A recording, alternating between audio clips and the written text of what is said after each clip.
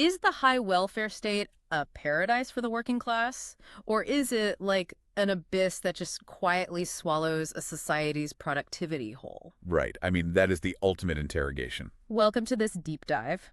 Because today, our mission is to look at a massive 30-year data investigation from the NBER, that's the National Bureau of Economic Research. Yeah, by Alain, Jousten and Mathieu, Lefebvre. Exactly. And they set out to trace the labor force participation of older men in Belgium. But what they actually found is this insane masterclass in how human beings exploit systems. Oh, totally. It's essentially how a government accidentally froze its own labor market overnight. Right.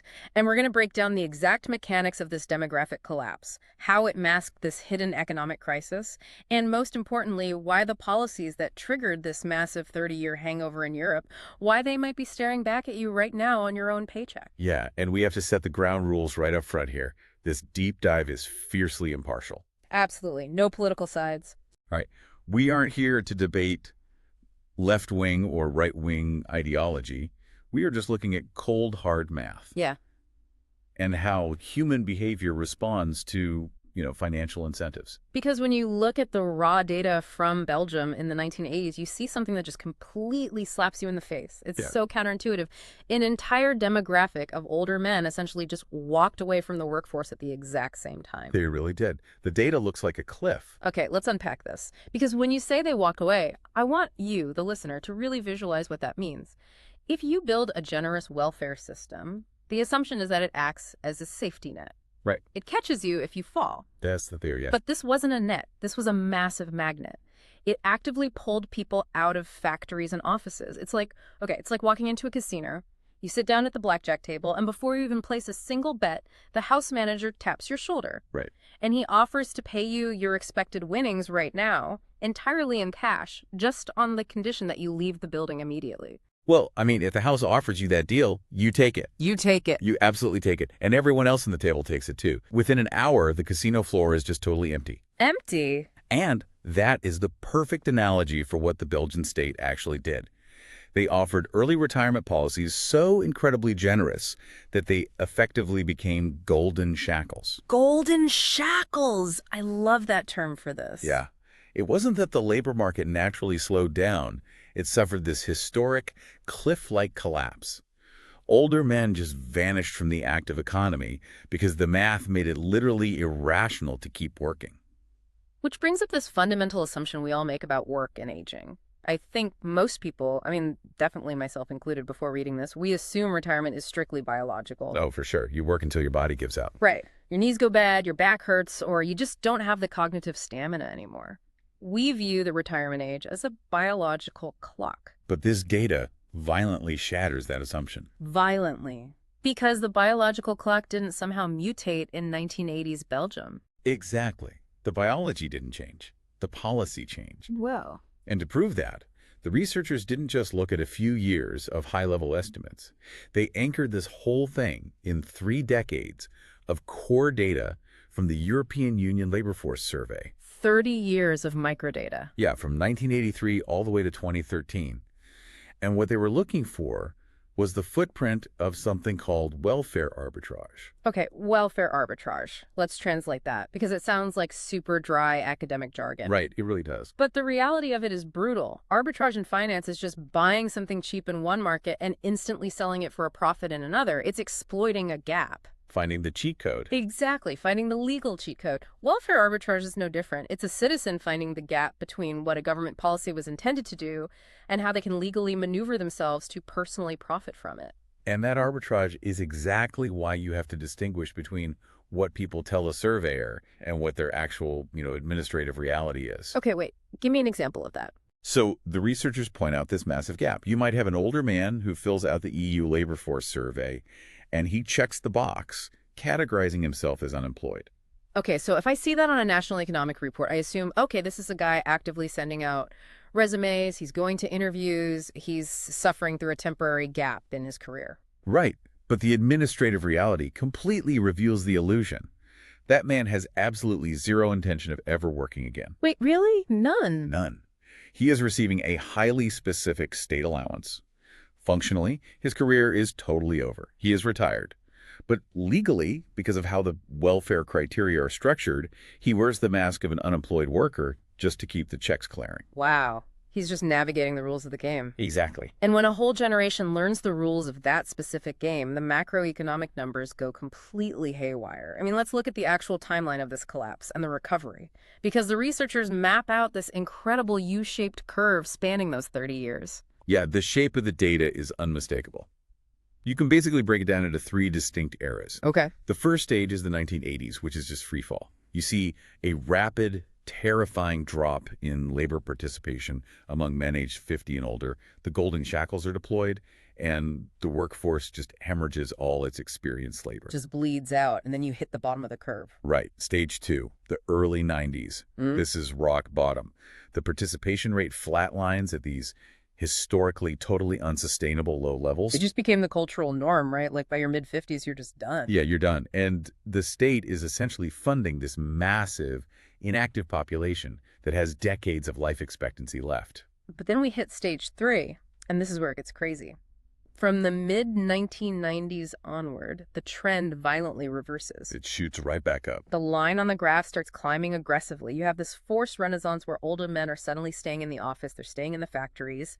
So what does this actually mean? Because if biology didn't tell them to leave in the 80s, biology definitely didn't tell them to suddenly discover this deep, renewed passion for middle management in the late 90s. Oh, definitely not. The return wasn't driven by some sudden cultural awakening or like a love for the daily grind. Right. It was driven by sheer fiscal gravity. The Belgian government realized that casino was utterly bankrupt. The house ran out of money. Completely. Yeah. The sovereign debt was mounting, the tax base was shrinking, and the math of paying a perfectly healthy 55-year-old to go fishing for the next 30 years, it was threatening to collapse the entire state apparatus. So they just turned off the financial oxygen. They forced the workers back. Wow. It's the ultimate eviction notice from the welfare state. But to really grasp how painful that eviction was, we have to look at how the casino was structured in the first place. Because, and this is wild, it wasn't equal at all. Not even close to equal. If you're listening to this, I want you to imagine doing the exact same job as your neighbor. You wake up at the exact same time, you commute on the same train, you pay taxes to the exact same legal system. But your neighbor legally gets to retire a full 10 years before you do, with better benefits. It sounds totally illegal. It sounds like a violation of basic constitutional fairness. It does. But in the Belgian system, it was literally the foundational law. The researchers detail how the labor market was subjected to this extreme segmentation. It wasn't just one unified workforce. No, not at all. It was sliced into 3 completely distinct universes. You have the civil servants, the self-employed, and the contractual wage earners. Which is essentially the private sector. Exactly. Okay, let's use an analogy to map this out for you because the disparity here is just staggering. Think of the Belgian labor market as a commercial airplane in mid-flight. Up at the very front, behind the curtain, sipping champagne, you have first class. The civil servants. Right. In the middle, crammed in, you have economy class. Those are the wage earners in the private sector. And then clinging white-knuckled to the landing gear outside the plane, you have the self-employed. That is a brutally accurate analogy. Each of those 3 universes operated with entirely different rules for Social Security, entirely different rules for when you could exit, and radically different formulas for pension calculations. Let's open the curtain and look at first class, the civil servants. Because when you read the parameters of this specific regime in the paper, it genuinely reads like a total fantasy. Oh, it's the platinum privilege. The generosity of the civil servant regime during this era is almost hard to overstate. Lay it out. First, the paper highlights their quasi-complete layoff protection. Barring some egregious criminal misconduct, they were functionally bulletproof. Unfireable. You cannot be downsized. You cannot be laid off due to a bad quarter. Okay, job security for life is one thing, but the exit strategy is where my jaw actually dropped. Yeah, the statutory retirement ages were astonishingly low. Depending on the department, railway workers were retiring at 55. 55. Military personnel at 56. Police officers at 58. I mean, 55 years old. In the grand scheme of a human lifespan, 55 is the absolute prime of your accumulated expertise. You still have vital energy, but now you also have 3 decades of pattern recognition and skill, and the state is actively pushing you out the door. And they're pushing you out with a golden parachute that defies all mathematical logic. Explain the math. Because it's crazy. Okay, so for most citizens in a standard economy, your pension is calculated based on a lifetime of earnings. Yeah. They take an average of your, say, 45-year career. Right, which includes the low-paying years when you were an entry-level trainee, the mid-level years, and your peak earning years. It smooths everything out to a sustainable median. Exactly. That Oh. makes actuarial sense. But for the Belgian civil servant, the pension wasn't a lifetime average. It was calculated on just the last 10 years of earnings. That is a massive structural loophole. If you base a pension only on the final decade, you are essentially ignoring the entire lower earning portion of a person's life. Totally ignoring it. You could just coast in a mid-level government job for 30 years, secure some late career promotion into a high-paying administrative role for your last decade, and boom, your entire permanent pension payout is locked in at your absolute peak salary. And it actually gets more extreme than that. The researchers note that for some specific categories of civil servants, historically, the pension was calculated on just the last 4 years of earnings. 4 years? Are you kidding me? Just 4 years. That is mathematically suicidal for a treasury. But wait, there's another mechanism here that I want to make sure we don't gloss over, because it's the invisible engine of inflation protection, the indexation. Now, indexation is wild. Explain how their pensions were indexed, because it's completely different from a standard 401k or a standard Social Security setup. Usually, a public pension is indexed to consumer prices.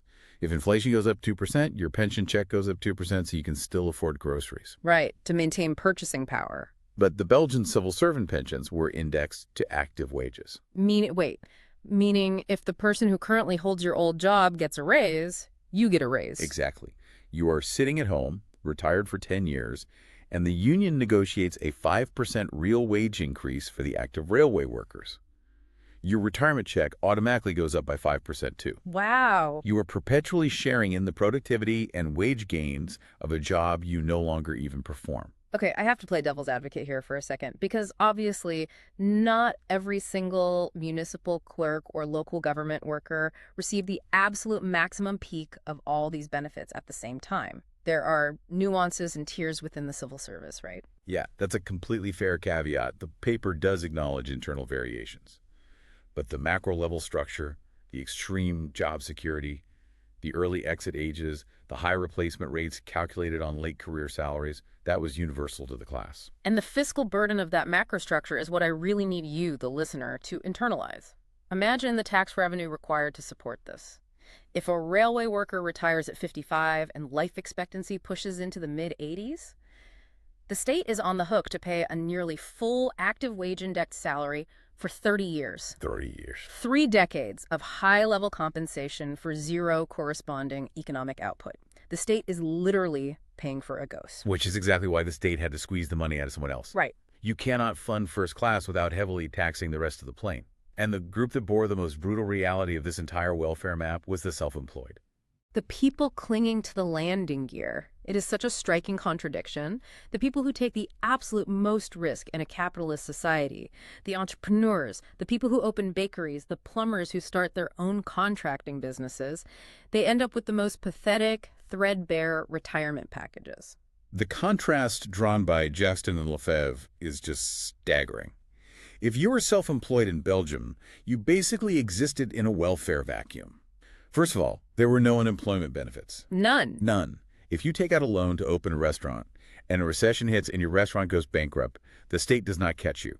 You are entirely on your own. No safety net whatsoever. Furthermore, there were no special early retirement schemes, no luxurious 55-year-old exit ramps. To get access to a full pension, the self-employed were legally required to complete a grueling 45-year career. A full 45 years. While the military officer leaves at 56 and the railway worker at 55, the shop owner has to grind for nearly half a century. And the reward for that 45-year grind was mathematically abysmal. The researchers show that for a single retiree in the self-employed system, the pension payout had a meager 60% conversion rate of their average lifetime wages. Wow. And remember, that average includes all those early years when their business was struggling and they were barely paying themselves anything. So they're working a decade longer to receive a fraction of the payout. What happens if a self-employed person simply gets exhausted at like 62 and decides they just can't physically do it anymore? Do they have any options? Historically, if they tried to exit early, the system punished them severely. There was a brutal penalty of a 5% permanent cut to their pension for every single year they anticipated their retirement before the statutory age. That's a financial punishment for fatigue. The psychological impact of this dichotomy is wild. You essentially have a state actively disincentivizing economic risk-taking. If you take the massive personal risk to build a business and employ people, you work until your body breaks down, and then you live on a fraction of your income. But if you stamp administrative papers in a government office, you are financially liberated in your mid-50s. It undeniably creates massive distortions in how a population chooses its careers. But mathematically, the civil servants and the self-employed are just the extreme ends of the spectrum. Right. The vast bulk of the Belgian workforce, and honestly, the primary driver of the fiscal crisis sat right in the middle. The contractual wage earners in the private sector. The economy class. Now, if you are a private sector employee, you don't get the platinum 55-year-old retirement of the civil servant, and you aren't punished quite like the self-employed, but you still want to retire early. Everyone does. So what do? This is where we get into the absolute magic trick of the Belgian welfare state, the legal loophole known as time credit. Time credit. And the associated career break policies. They represent one of the most fascinating mechanisms of welfare arbitrage in modern history. Here's where it gets really interesting. Break down the literal day-to-day mechanics of how an older worker utilized this time credit trick. Let's walk through a scenario. You are a private sector employee. You're 56 years old. Or if your job happens to be legally classified as difficult or arduous, you might only be 50. Okay. And you are tired of the 5-day work week. Completely understandable. You want to slow down. Under the time credit law, you could walk into HR and legally request to reduce your work schedule. You could drop down to 80% time, taking 1 day off a week, or even drop to 50% time, working only half the week. Okay. Rationally, if I work half the hours, my employer pays me half my salary. That makes perfect sense. I'm trading my income for free time. But that is just the private transaction. The state then stepped in to heavily subsidize that choice. When you dropped your hours, you received a state allowance, a direct cash subsidy, to partially make up for the wages you just voluntarily gave up. Wait, so the government is using taxpayer money to pay me for the days I am sitting at home on my couch. Yeah. That's incredibly generous. But it's the final piece of this puzzle that truly breaks the system. Explain the pension accrual. This is the absolute genius of the loophole and the fatal flaw of the policy. While you were working part-time, say 50% hours, and collecting your state allowance, your future pension continued to accrue exactly as if you were still working 100% full-time. Wait, I want to make sure you, the listener, really absorb that. You are physically at work for 20 hours a week, but in the eyes of the National Pension Fund, you are clocking 40 hours. Yes, the state is literally covering the phantom hours. The phantom hours. That policy completely severed the link between the labor you actually provided to the economy and the long-term benefits you extracted from it. Entirely severed it. It's like going to a movie theater and buying half a ticket. But the theater manager gives you the other half of the seat for free, hands you a taxpayer-funded popcorn allowance, and gives you full credit on your loyalty card for the next movie. Right, and of course hundreds of thousands of people took this deal. It's an arbitrager's absolute dream. And they did take it, in massive numbers. It became an entrenched cultural expectation. But it led to a terrifying mathematical reality, didn't it? Yeah, the state was bleeding money from both ends. They are paying direct cash allowances today to keep people at home, while simultaneously building up massive, completely unfunded pension liabilities for the future. Which brings us to the agonizing hangover, the 30-year storm. You have a population that has been feasting on this incredibly sweet, incredibly expensive candy for a decade. How does a government physically take that candy back without sparking a literal revolution? Slowly, painfully, and with immense political friction. From 1983 all the way to 2016, Jousten and Lefebvre tracked this agonizing incremental timeline of legislative reforms. The state was quite literally drowning in sovereign debt. They had no choice but to reverse course and wake the population up from the illusion. What did this fiscal rehab actually look like on the ground? It was a war of attrition against early retirement. Step one was tightening the unemployment rules.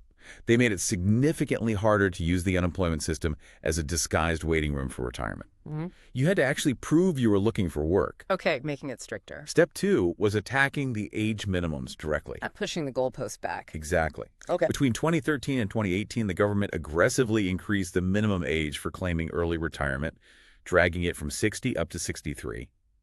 And the minimum career length required to even ask for early retirement was pushed up to 42 years. The psychological whiplash for the workers must have been brutal. You spend your whole life watching your older colleagues clock out at 55, and right as you hit your late 50s, the government moves the finish line another decade away. Oh, the protests and the union pushback were intense, as you would expect. Yeah. But the demographic math and aging population combined with low birth rates left the Treasury with zero alternative. And that culminated in the final, ultimate reality check. Pushing the normal statutory retirement age to 67 by the year 2030. It is a complete reversal of the 1980s paradise. The money ran out, and the math asserted itself. But amidst all this macroeconomic chaos, there is a massive structural divergence in the data that we haven't even touched on yet. Right. And it is arguably the most fascinating part of the NBER paper. We have spent this entire time talking about men. That is the crux of the demographic shift right there. Oh. Because while the male workforce was crashing out, utilizing every single time credit and early exit loophole they could find, the female workforce was doing the exact opposite. It's the scissor cross in the data. If you map it out visually, it's wild. The line tracking male labor participation violently drops from the top left to the bottom right. At the exact same time, the line tracking female labor participation climbs aggressively from the bottom left to the top right. They intersect and cross each other like the blades of a pair of scissors. That's a perfect visual. Why did Belgian women act like they just received a nationwide draft notice while the men were fleeing? Well, there are a confluence of factors. Obviously, broader societal shifts in gender equality and higher rates of female educational attainment play a massive baseline role. More women were entering the workforce globally during these decades. But in Belgium, there is a specific blunt force policy instrument driving this upward slope. Forced alignment. Forced alignment. Explain the mechanics of that alignment. Historically, the Belgian welfare system treated men and women differently regarding the finish line. The statutory retirement age for men was 65. But for women, it was legally set at 60. So a built-in 5-year disparity. Exactly. But starting in 1997, the government initiated a harsh equalization process. Over the next 12 years, from 1997 to 2009, they aggressively dragged the female statutory retirement age up year by year until it matched the men at 65. They forcibly moved the finish line 5 years further away for an entire generation of working women. The irony embedded in this is just staggering when you think about it at the household level. Picture a married couple in 1998. The husband is 55 years old. He works in the private sector, figures out the time credit loophole, gets his state allowance, and happily coasts into an early exit. He goes home. Right. Meanwhile, his wife, who is 59 and excitedly preparing to retire the next year at 60, suddenly receives a letter from the government stating that the rules have changed and she is legally obligated to stay at her desk for another 5 years. It really highlights how utterly blind bureaucratic systems can be to the lived reality of households. Policy was forcibly keeping women at their desks at the exact historical moment it was actively subsidizing men to leave. It's a reality check on the absolute chaos of piecemeal welfare reform.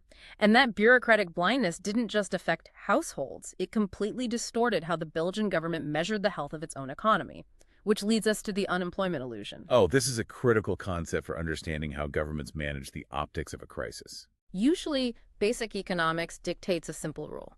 When the economy tanks and GDP drops, the unemployment rate skyrockets. Right. Companies downsize, people lose jobs, the stats go up. Right. So why, during massive economic downturns in this 30-year period, did the official unemployment rate for older Belgian workers look as flat as a pancake? It's mathematically impossible unless the numbers are being manipulated. Well, they weren't being manipulated in a fraudulent, illegal sense. They were being legally categorized through what the researchers call the green channel. The green channel of hidden statistics. Let's pull back the curtain on this. How does a worker lose their job but avoid being counted as unemployed? Think about how an unemployment rate is actually calculated. The denominator is the active labor force, and the numerator is the people actively seeking a job. If a factory shuts down, 500 older workers lose their jobs. In a normal system, they go into the numerator. Unemployment spikes. Right. But the Belgian government created specialized bureaucratic pathways. Alternative buckets. Yes. Those 500 older workers weren't processed as standard unemployed job seekers. Instead, they were funneled directly into early retirement schemes. Or, if they didn't quite qualify for that, they were placed onto a highly specialized older unemployed allowance track. And what is the magical property of that specific allowance track? Because of their age, the government exempted them from the legal requirement to actively search for new work. Oh, wow. And because they were no longer legally required to look for work, statistical guidelines dictated they were no longer technically unemployed. They were categorized as inactive. They completely vanished from the traditional unemployment radar. That is the ultimate bureaucratic sleight of hand. It is like having a perfectly messy, disorganized bedroom, Yeah. and when company comes over, you just sweep all your dirty laundry under the bed and proudly declare your room is spotless. Exactly. The room isn't clean, the workers are still jobless, they're still sitting at home, they are still entirely dependent on the taxpayer, they just have a different administrative label stapled to their forehead. It is a phenomenal way to keep the political numbers looking favorable during a recession. You avoid the screaming newspaper headlines about soaring unemployment. But mathematically, a human being without a job who is drawing a state subsidy costs the Treasury the exact same amount of money, regardless of what soothing label you apply to them. Which begs an enormous, glaring question. If you have this massive cohort of older citizens who aren't officially working, and thanks to the Green Channel, they aren't officially counted as unemployed, where on earth did they go? They became the ghost population. The ghost population. I want to spend some time here because tracking this group reveals how water always finds a crack in the foundation. If you look at the MBER data tracking the non-active population from 1992 to 2013, you see a fascinating hydraulic effect. Remember, during this exact period, the government is slowly panicking about the debt. They're barricading the doors. They put heavy locks on the early retirement door. They drastically restrict access to that special older unemployed door. But the people still needed a way out. If you are 58, your body is tired, and you've spent the last 20 years culturally conditioned to believe you deserve to stop working. You don't just shrug and go back to the assembly line. You find the path of least financial resistance. Exactly. The human desire to exit didn't disappear just because a politician changed a law. So this massive inactive population underwent a secret secondary sorting. If they couldn't be early retired or exempt unemployed, they flowed into three new administrative buckets: standard statutory retirement, disability, and a catch-all category the survey calls other inactive. Let's break those down. Other inactive sounds incredibly vague. It essentially maps to domestic tasks. People legally declaring themselves as stay-at-home spouses or caretakers, effectively dropping out of labor market metrics entirely. So they aren't miraculously finding new productive jobs just because the government closed the early exit loopholes. They're simply shifting their paperwork. Which leads to one of the most brutal reality checks in the entire study, shattering the myth of the casual early retiree. Oh, the data on self-declared retirement from the late 1990s is staggering. Up until that point, if you surveyed Belgian men aged 55 to 64, a massive percentage of them would cheerfully check the box saying, "I am retired." Because it was socially acceptable and heavily funded. But what happens the exact second a government ties the purse strings shut? As the harsh new eligibility rules and age minimums finally become reality, the graph tracking that self-declared retired status suffers a catastrophic cliff-edge drop. We are talking about the era of the 55-year-old retiree essentially dying overnight. The number of people claiming they are happily retired gets slashed in half in just a few short years. It completely proves that the entire phenomenon was a financial construct. It is a counterintuitive reality that just slapped you in the face. People didn't stop retiring because they suddenly felt a surge of youthful energy. They didn't stop retiring because their factory jobs suddenly became deeply spiritually fulfilling. Not at all. They stopped retiring because the state stopped paying them to do it. The biological desire to rest was always there, but the artificial funding evaporated. And when you trap a population in a system, when the biological desire to rest meets a government mandate to keep working, strange and sometimes very dark things begin to happen. This brings us to the disability funnel, and I think this is where the paper moves from abstract economics into profound human reality.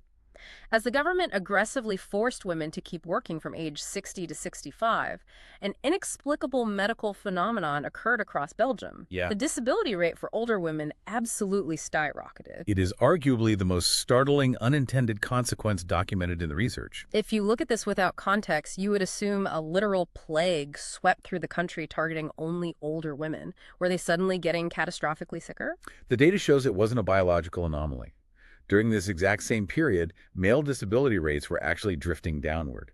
But the disability rate for women over 55 shot up wildly, tracing an almost perfect correlation with the 1997 reforms that delayed their retirement. We have to be incredibly careful with how we frame this. We are absolutely not saying that these women were faking illnesses or committing systemic medical fraud. No, absolutely not. The researchers are very clear about the mechanics of the spillover effect. You have to look at the intersection of physiology and bureaucracy. Okay, explain that. Think about a female worker who is 61 years old. She's been working physical or highly stressful service jobs for 40 years. Her body is genuinely worn out. She has chronic back pain or severe fatigue. Real debilitating wear and tear. Under the old rules, she would have just taken early retirement. The wear and tear was the biological trigger, and retirement was the administrative solution. Exactly. But the government just eradicated that solution. They locked the retirement door until she hit 65. Right. So what does she do? She still can't physically perform the job, so she goes to her physician. Right. And because regular retirement is no longer legally available, that exact same physical wear and tear must now be evaluated through a medical lens. She uses the disability system as a de facto exit hatch. Wow. The system literally forces a recategorization of normal human aging. It is a dark alternative when you really think about it. You are effectively forcing your citizens to medically prove to the state that their bodies are broken, just so they can secure the financial permission to finally rest. It perfectly illustrates how an inflexible policy creates a hydraulic pressure that will always find the weakest point in the welfare dam. In this case, the disability system absorbed the entire impact. But the data also shows that this physical degradation isn't inevitable for everyone. Amidst all these government mandates and shifting goalposts, there is actually an invisible organic force that makes older people want to stay at work, a force that protects them from that exact physical wear and tear. We're talking about the education dividend. This is a fascinating structural shift. What happened to the brains of the Belgian workforce between 1992 and 2013? There was a massive generational upgrade in human capital. The researchers tracked the educational attainment of the 50 to 64 age bracket over those 2 decades. Yeah. The percentage of older workers without a high school diploma completely plummeted. At the exact same time, the proportion of older workers holding tertiary degrees, college and university graduates, surged dramatically. And how does having a college degree change the fundamental math of when you want to retire? Like, make the connection for the listener. Why does an educated worker stay longer? The data shows that higher education heavily correlates with significantly longer career lifespans and a massively reduced desire to take early retirement. And the reason isn't just because they are paid higher salaries, though that is obviously true. Right. It's because a higher degree acts as a physical shield. A physical shield against the toll of labor. If you are an accountant with a master's degree, you spend your career sitting in a climate-controlled office analyzing spreadsheets. At 55, your back is generally fine, your knees work, your cognitive skills are at their absolute peak. But if you are a high school dropout working as a bricklayer or a heavy machinery operator, by the time you are 55, your body is effectively depreciated. The physical degradation forces you out of the workforce, regardless of what the statutory pension age is. Which is why the massive macroeconomic shift happening in Belgium at this exact same time played such a crucial role in saving the working lifespan of older men. The death of heavy industry. It is incredible how the collapse of one massive economic pillar accidentally rescued the demographic viability of the workforce. How did the shift away from industry change the biological reality of the Belgian male? You really have to look at the sector data. Historically, Belgium was an industrial powerhouse. Manufacturing, mining, heavy physical labor. But over the time frame of this study, the economy aggressively shifted away from that industrial base and moved heavily toward the service sector. Typing at a desk, managing logistics, retail, consulting, healthcare. Exactly. The researchers note that female employment in Belgium is already overwhelmingly service-based, nearly 90%. But male employment underwent a radical transformation as well, shifting so that currently around 2/3 of all working men are also in the service sector. The physical toll is just entirely different. I like to think of the human body as a machine. Working in heavy industry is like driving a truck through a rocky, unpaved quarry every single day. The suspension is going to shatter by 100,000 miles. Yeah, inevitably. But working in the service sector is like driving that exact same truck on a perfectly paved, smooth highway. The machine simply lasts longer. The shift to the service sector removed the pure biological necessity of retiring at 55 for a huge chunk of the male population. The biological necessity faded, yes. But as we see in the data, the psychological desire to work less remained incredibly strong. Which leads us directly into what I think is the most confusing, paradoxical reality of the modern economy, the part-time tsunami. Oh, this is where you have to look past the headline numbers, because the macroeconomic statistics are starting to lie to us. If you read the financial press in a developed country today, you see these two wildly conflicting narratives. On one hand, politicians are cheering because employment rates are hitting record highs, everyone has a job. Right. But in the very same newspaper, businesses and economic planners are screaming about a massive, crippling shortage of total labor hours. We don't have enough people to do the work. How can a country simultaneously have record employment and a massive labor shortage? Is the part-time illusion. It is the direct result of the time credit and career break policies we discussed earlier, heavily subsidized by the government. Over 50% of all older working women in Belgium and nearly 20% of older working men are now sitting in part-time jobs. The employment rate looks incredible on paper because it measures headcount. You count the physical bodies attached to a payroll, and the number is huge. But the actual hours being worked, the lifeblood of productivity, are deeply diluted. Headcount is high, but horsepower is incredibly low. You effectively have two people sitting in one chair over the course of a week. And when you look closely at the demographics of this part-time tsunami, you uncover what is essentially a two-tiered reality, the part-time gender abyss. The data here is incredibly stark. It shows that part-time work serves two completely different structural purposes depending on your gender. For men, part-time work is a gentle, state-subsidized off-ramp into a comfortable retirement. For women, it is practically a life sentence. Break down the age distribution that proves this. Look at when men actually adopt part-time work. It occurs almost exclusively right at the very tail end of their careers. They hit age 55, 58, 60, and they use the time credit policies to drop a day or two a week to coast into retirement. They use it as a perk. Exactly. But what about women? Women are utterly dominant in the part-time statistics throughout their entire prime golden working years, from age 35 through their 40s and into their 50s. Wow. For women, arriving at a part-time schedule in late life isn't a special, newly unlocked transition. It is just a continuation of an entire adult life spent juggling a deeply entrenched gendered division of labor. It is a mirror reflecting systemic unpaid labor. Women are working part-time in their 30s and 40s to manage childcare and domestic tasks, and then continuing part-time in their 50s to care for aging parents.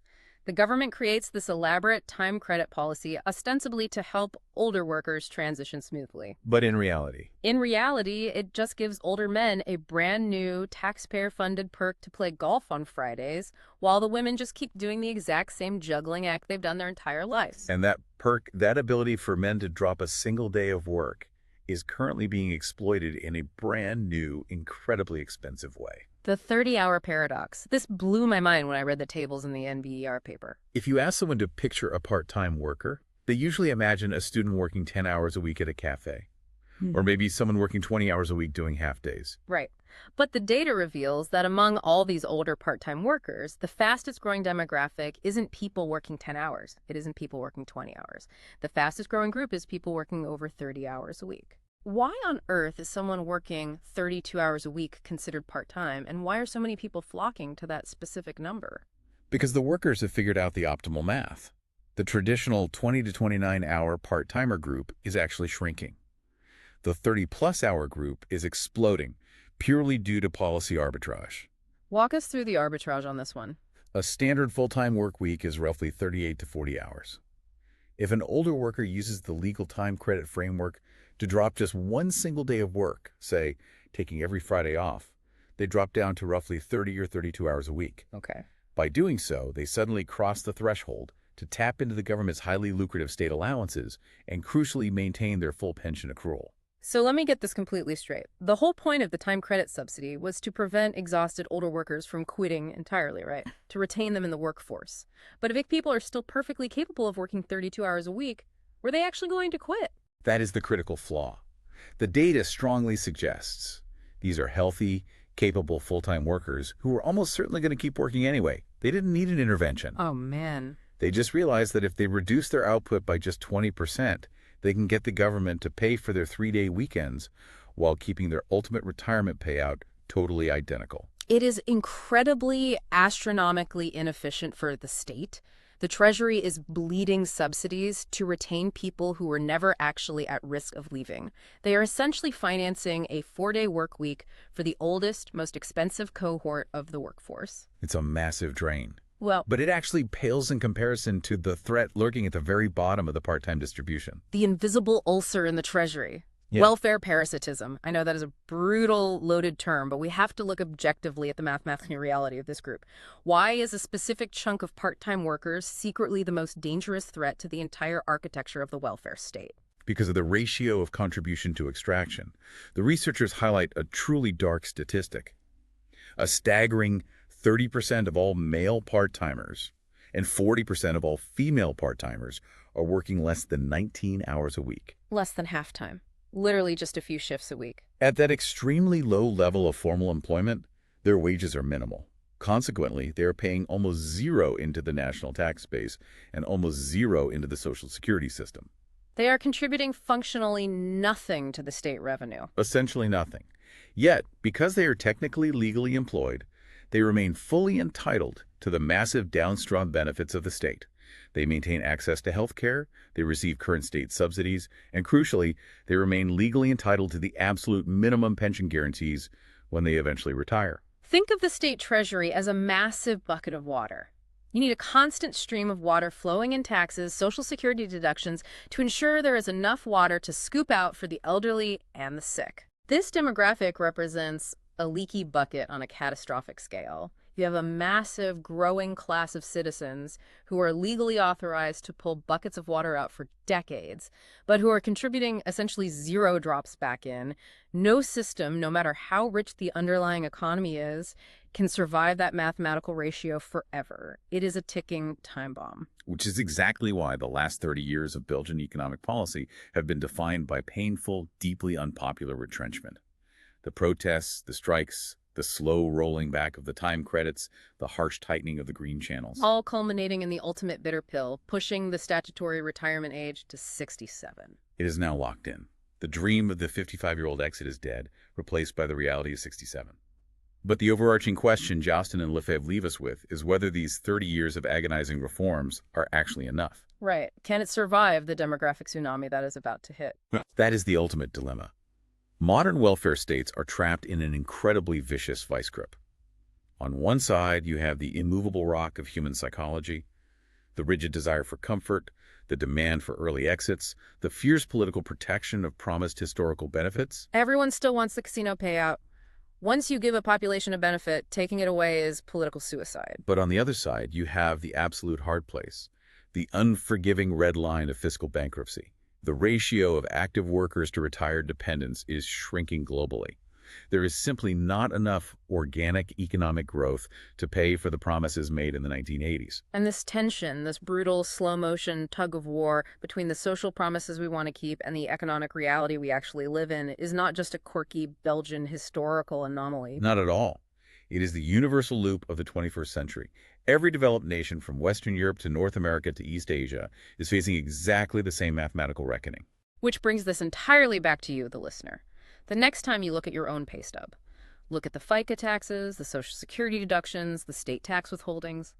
Look at the debates happening in your own legislature about the national retirement age or the viability of your sovereign debt. We look back at the Belgian men of the 1980s and think their golden shackles were an absurd temporary illusion. But are we absolutely sure we aren't currently living in our own version of that illusion today, just waiting for the math to catch up? The delayed consequences of policy arbitrage always arrive eventually. The only variable is how painful the adjustment will be. Just waiting for the 30-year hangover to begin. Thank you for joining us on this deep dive into the hidden mechanics of labor and welfare. We covered a massive amount of ground today, but here is one final provocative thought to mull over on your own before we go. We established today that policy, not biology, dictates when a society fundamentally believes old age begins. So, as the global demographic crisis worsens and the treasuries run completely dry, what happens to the social fabric when a desperate government eventually decides that old age doesn't officially begin until you are 75? Think about it.